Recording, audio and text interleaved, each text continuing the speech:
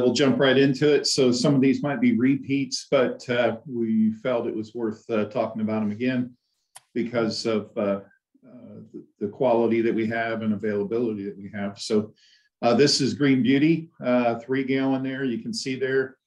That's great sizing. That's what we're going to be pulling this spring.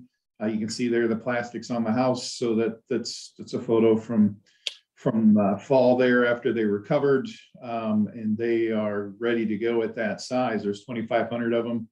We like Green Beauty because it's scored very high on the boxwood blight trials, and also it's got good resistance to the other diseases out there. So great plant. Definitely would consider this one as a sub for velvet. This one here is very similar to kind of a velvet, and you're going to get this bigger size. So that's a good deal for people. All right, Bux's Cranberry Creek. That is a Willoway introduction from back in the day. We run it through the PTW program, and we grow this as a pyramid. So this is definitely an upright type of boxwood. It does very well as a pyramidal form. That's what we push it for.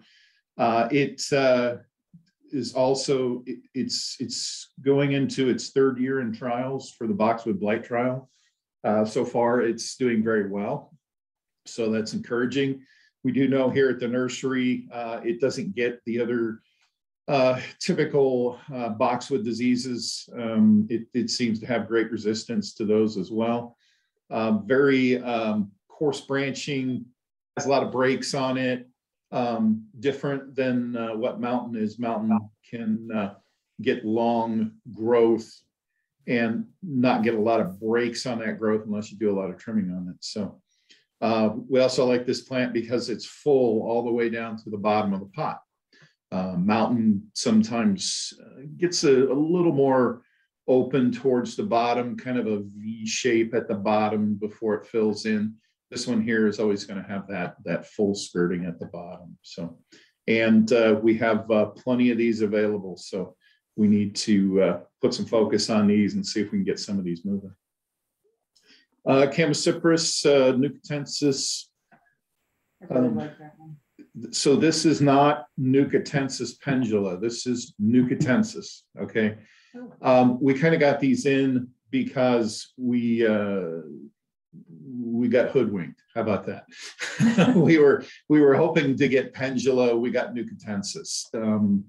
But we've had some comments from some customers that got to see them when they came in. Obviously, we've had very few people with COVID come in, but they really like this plant. I like it. It's not pendula, so remember that.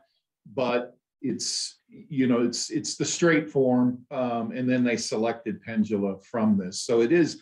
You can see there it's slightly pendulous, but it's not that full weeping one that Nucatensis pendula has. It's still just as hardy.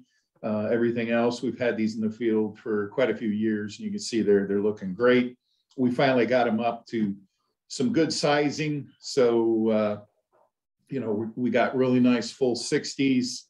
I don't know, was there anything bigger still available? They were sold out. Okay, already. so the bigger ones are sold out, but you're going to get a nice full 60 on this one here. So that'll be something that you can keep pushing because everything else is pretty much booked out on that. But you still got a few that you can work on. Chamaecyparis Tempelhof, the total opposite end of the scale. This is an obtusa variety, and this is a dwarf globe. Obtusas, there's probably 1,000 different obtusas that have been identified in the world out there.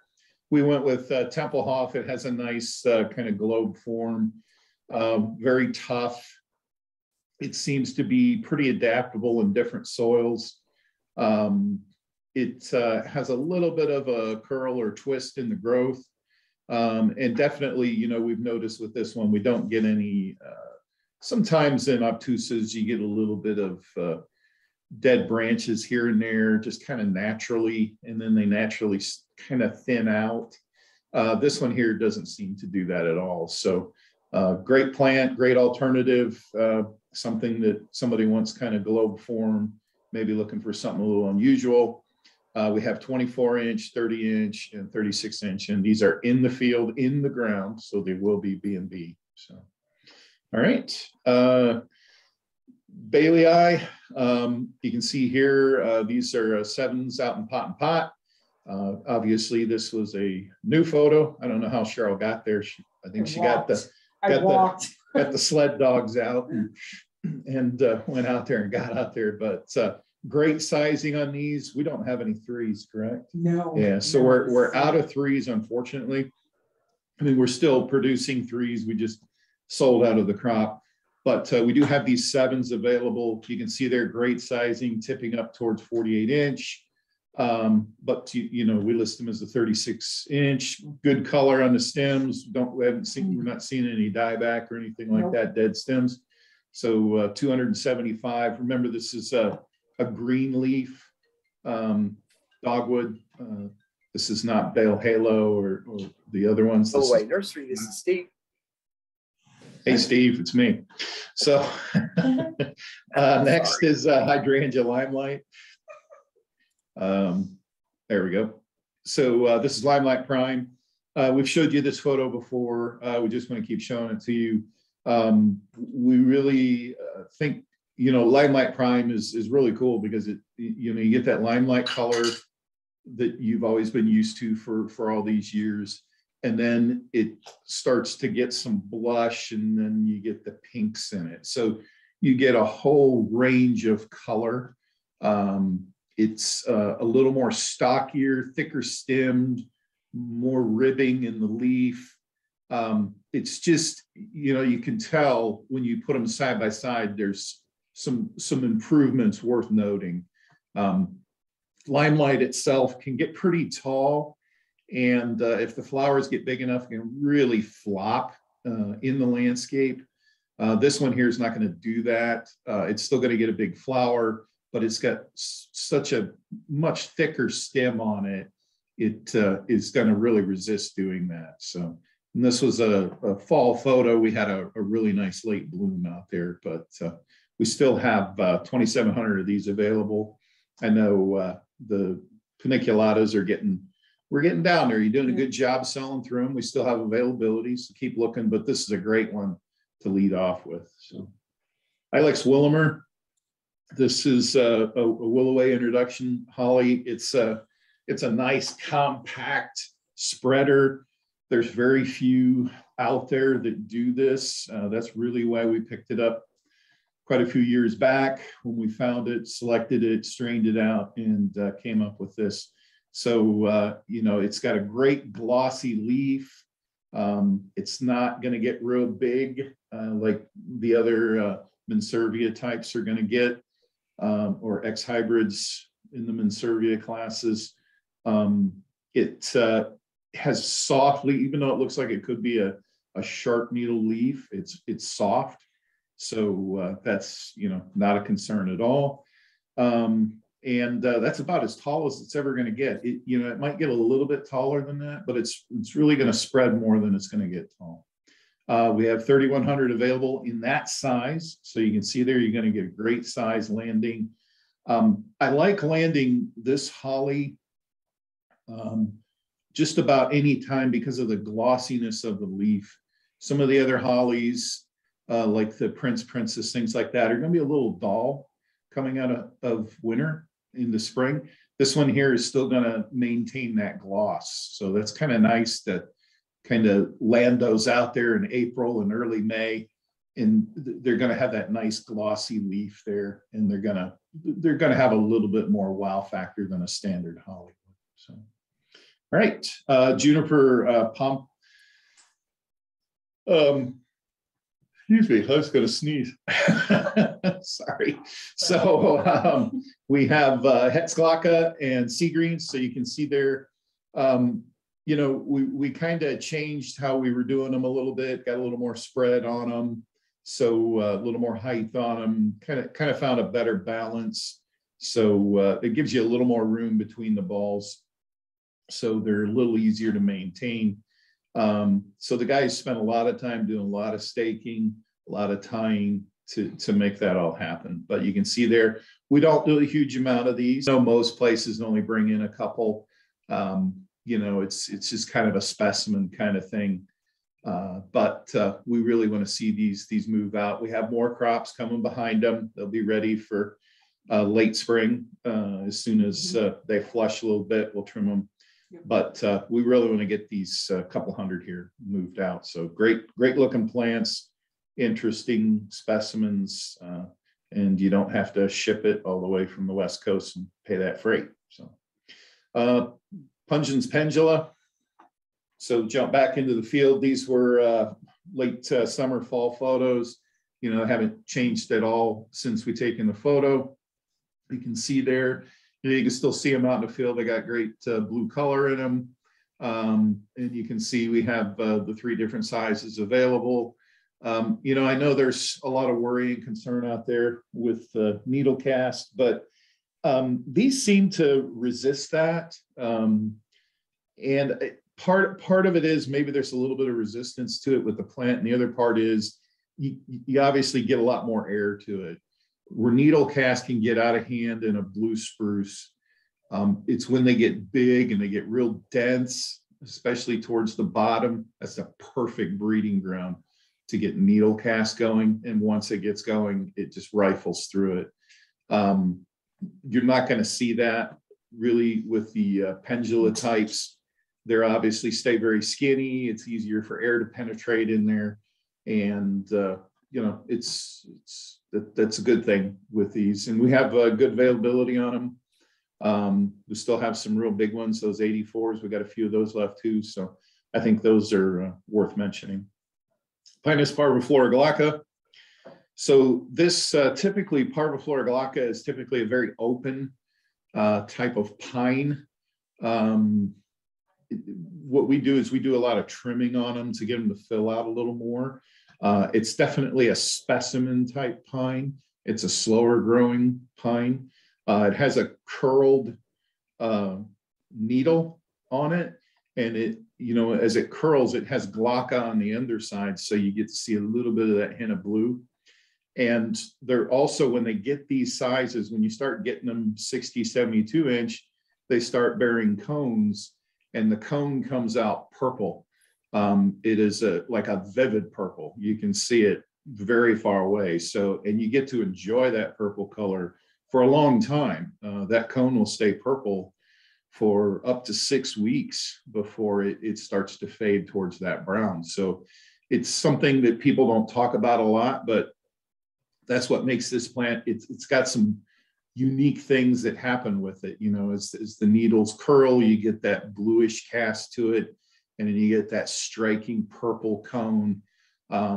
You know, the cones will tend to stay towards the outside on this one because they're only going to fruit on the, you know, the fruit is the cone. They're only going to come out on the season's wood. They don't bloom on the interior, like, so it's always going to be on that season's wood. And that's where the cones will hang. And so that's nice too. You get to see that color. So Pinus strobus pendula. So this is weeping white pine. You know, this is more of the standard. You can see there, we got some really nice sizing. They're getting thick, they're getting fuller. You know, 72s, 84s, and 96s. So that's a nice plant to have. We do stake these, you know, to really get them taller. They will continue to get taller on their own. If somebody really wants to push that height, they can always stake them even higher. But, you know, I'll tell you, I have a couple that are, oh gosh, how old am I now? So they're probably, You're old. They're probably like, they could be close to 30 years. And the one I have, I stopped staking. I actually grafted it myself. That tells you how old I am. And it's probably pushing 35 feet right now. And obviously I'm not staking it that high. So it will continue to go. You can also bend them down and make shapes out of them. I've seen people plant them sideways, kind of over a rock or waterfall feature, and kind of let them meander around to get interesting shapes. So, you know, that's something about this plant. It can be a lot of other different things other than just straight up and weeping. It will continue to get more wild growth, definitely specimen type of plant. So, you know, talk about those things, talk about the unique characteristics. You know, I'm sure landscape architects know most of this, but you never know. Every once in a while, somebody might be overlooking it. So. And last, we have Viburnum dilatatum. So this is these look great. Unfortunately, you know, we never had this. This is a plant that we were experimenting with, and we brought on. We didn't really bring it on, but we were trying to strain some different characteristics out of it over the years. And then, you know, we decided we want to let these go. Obviously, they're starting to get large in the pot, so now's the time to sell them. You can see there, the fruit was incredible on them. This viburnum is definitely a native and extremely hardy. It will load up heavy with berries, so it's great for wildlife and birds. The birds have been in there, but it takes them a long time to eat all the fruit because the fruit is just heavy in there. So it's, you know, blooms in late spring. The bloom is a nice bloom, but you know, typical viburnum bloom, it doesn't last long. There's no fragrance to the bloom, but it really starts setting fruit early, and the fruit gets really big. So you get that nice red fruit all throughout the late summer and fall that you get to enjoy. But you can see there the sizing would work great for landscapers or garden center. You know, we can go a bunch of different ways. We're probably not going to continue this. I mean, we have some in the landscape. We're still going to goof around with it, but it's been hard to find a market for it. So hopefully you can help us out. They were just too nice just to let them go. So we really want to see if somebody can use them. We got a killer price set on them. It's beautiful. So, you know, we got some great pricing on it, so you can take advantage of that too. So hopefully we can get these moved, and it's a win-win for everybody. So, all right. I think that's what we got.